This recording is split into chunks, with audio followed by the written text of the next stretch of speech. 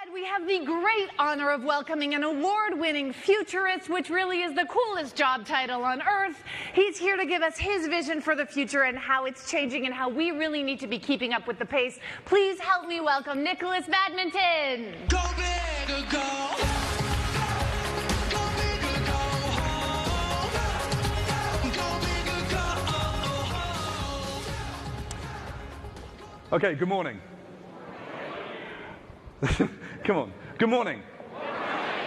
Okay, great, perfect. So yesterday I get a phone call, and it's like, okay, we're looking for a futurist. My agent texts me. I get on a phone call. By 4 o'clock yesterday afternoon, I have 2 keynotes prepared. This is the first one. I'm going to do another one later on as well. But really, they were like, okay, do you know United Way? Yes, I know United Way. My girlfriend's father worked for United Way for a number of years, so that's a good thing. I've learned so much today. That's amazing what Brian and everyone's been talking about today. I'm hugely thrilled to be here. I've worked with over 300 companies in my lifetime, and I work with companies to help them understand where the future's going, how to be prepared for the changes that are coming in life through technology, through the changes in society, and what we can do to be a part of that world. And really, this is why the presentation is called The Brave New World. We have to be brave, we have to step forward, we have to really look towards the future with some certainty around what's going to happen. I look out 5, 10, 20 years into the future. I'm less accurate as I look out further. If I look out 3 to 5 years, I can tell you with a great deal of certainty the things that are going to change the world, and I'm going to highlight some of them today. But as I look out further, it's more speculative. But if you understand where we're likely to go, we're going to have more ability to change the world because we can set plans in place today that set a foundation. And United Way is already along that way with digital transformation, looking at data, looking at the connections that you have around the world. And it's so great to see people from all over the world here. But really, when I talk about the future, I kind of like to look at the past as well. So we like to see the industrial revolutions that have gone before us. So everything changes with communication and transportation and energy. They're the 3 dimensions of change when we look at industrial revolutions. So we went from steam to electricity in the early 1900s, and then into the computing era in the 1980s. And now we're in a world of huge change in the 4th industrial revolution. Cyber physical systems, sensors and data, the internet, everything's connected. And data in the world is growing as strong as we've ever been before. The most powerful companies in the world, the 5 top most powerful companies in the world, they run on data because data is a resource that is constantly being generated. And those 5 companies are worth $4.5 trillion. Which makes them, if you change that to GDP, makes them the 5th largest country in the world. Just think of the influence you can have in the world, and this is the rate of change that's happening. But I like to just say, here's a couple of examples about when we kind of get things wrong and we don't expect change to be happening quickly. So back in the 1900s, in New York City, where this picture is taken, it was predominantly horses and carriages, right? Can anyone see where the car is in this picture? There's the car. One single car. Fast forward 13 years. Can anyone see where the horse is in this picture? There's no horses. When the car was introduced, they said, we just need more horses. But then that technology catches on fire because you can get places more quickly. You had an abundance of gasoline from oil, and the economy changed. And communications changed at the same time. The Industrial Revolution there. And then, April the 3rd, 1973.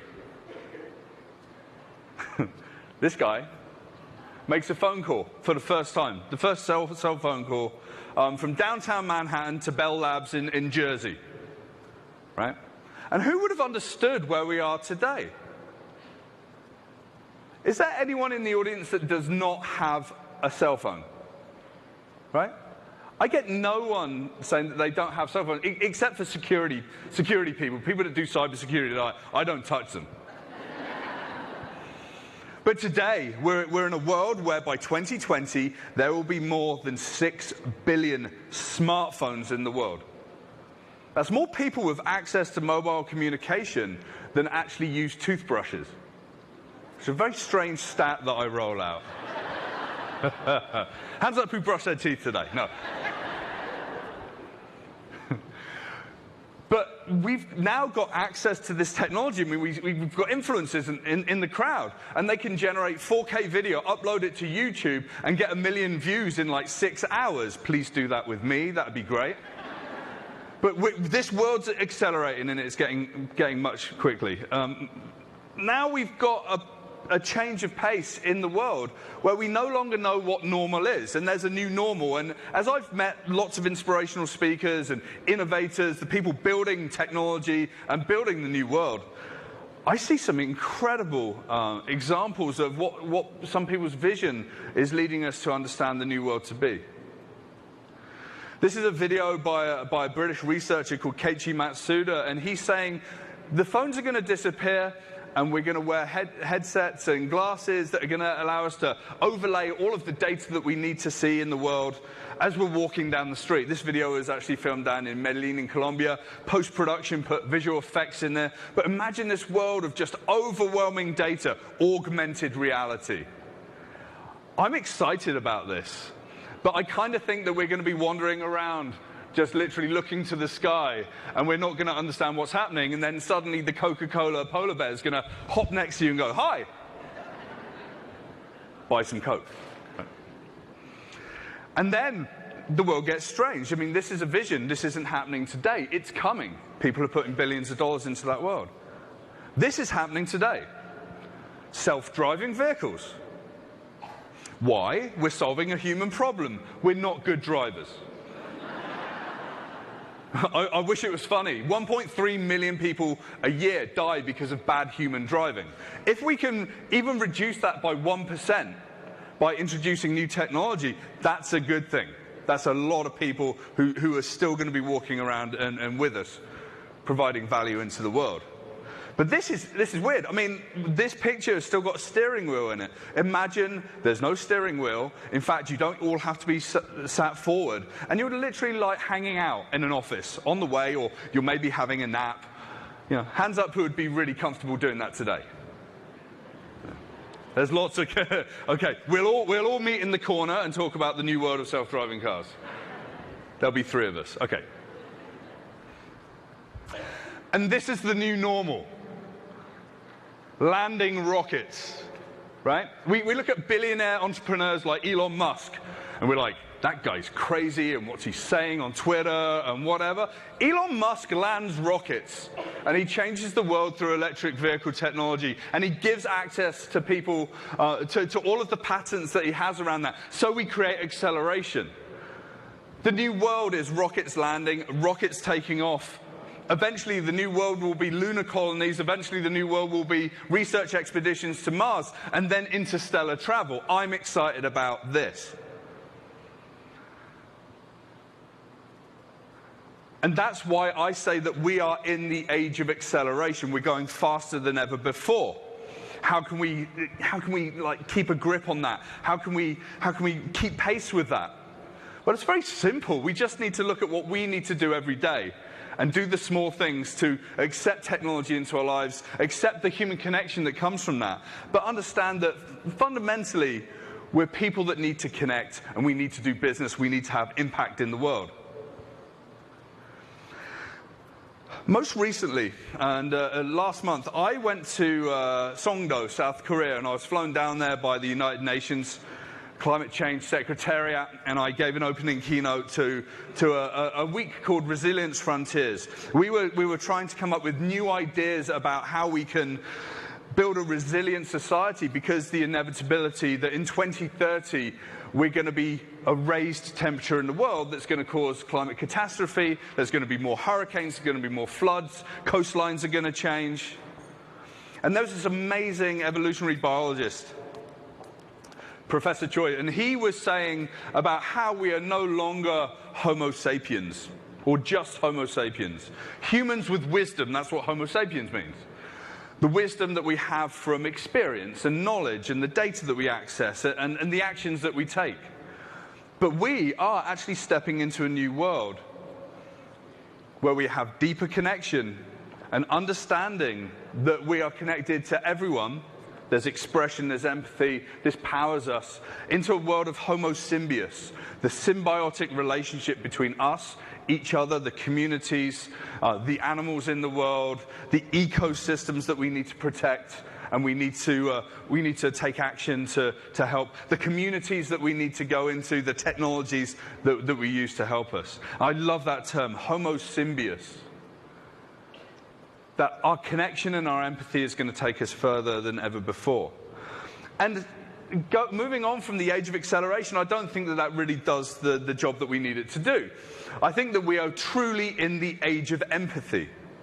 Empathetic understanding about how the world works, what we all need, understanding that our sisters and brothers are sometimes going to need our help, and that we're here to step up.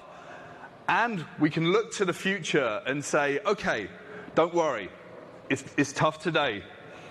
We're going to get somewhere different tomorrow, next year, 5 years, 10 years, 20 years, giving them hope.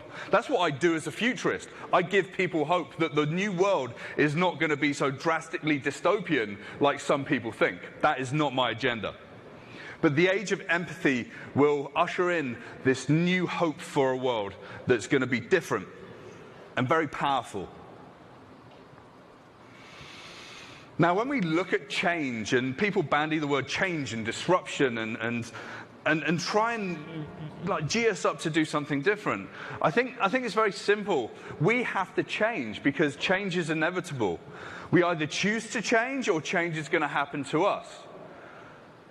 So I've never stood still in my life. I've changed my career 5 times. I'm doing something hugely interesting now. I try and step forward. I work with new clients all the time. I step forward into charitable organizations. I really try and make a difference in the world. And I know next year I'm going to be operating differently because change is inevitable. So the question is, are you ready for change?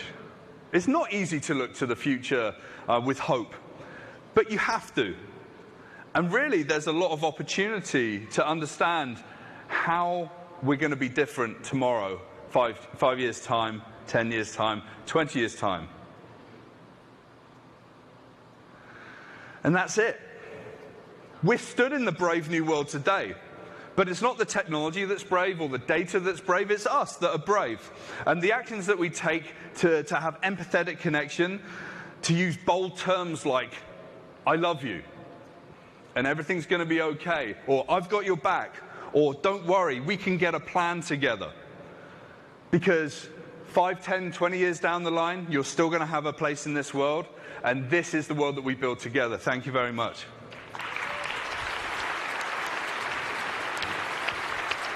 Thank you, my gosh. Thank you, Nick. I don't know about all of you. I have 1,000 questions for you that I want to ask you before the robot revolution takes us all down.